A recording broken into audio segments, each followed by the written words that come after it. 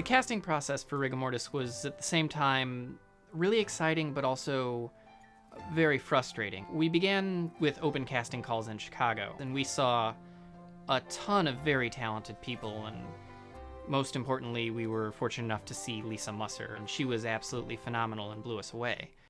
It'll be alright. Shot my brother. Don't give up the fight. What my mother.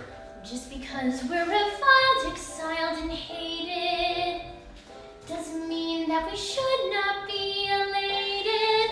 Just look at all the world has here for you.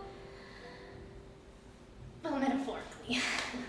While we saw a lot of talent during those auditions, we had something very specific in mind for each of the characters, and while we found it for Zoe, we were still very much missing a Parker and a Brock. Ted Campbell, who we brought in as a co-director, knew both Maxwell and Boston from previous films. I worked with him on a web series a couple years back, and he emailed me.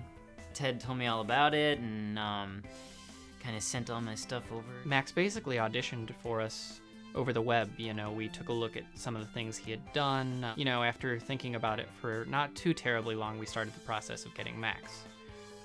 That still left us short of Brock. And then all of a sudden, Ted sends us this email and he's like, oh yeah, there's this guy I've worked with before, Boston. I'd worked with Ted before on a short film called Stealth.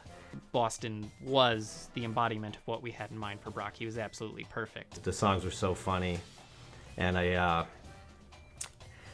just hoped that I would be able to do justice to them.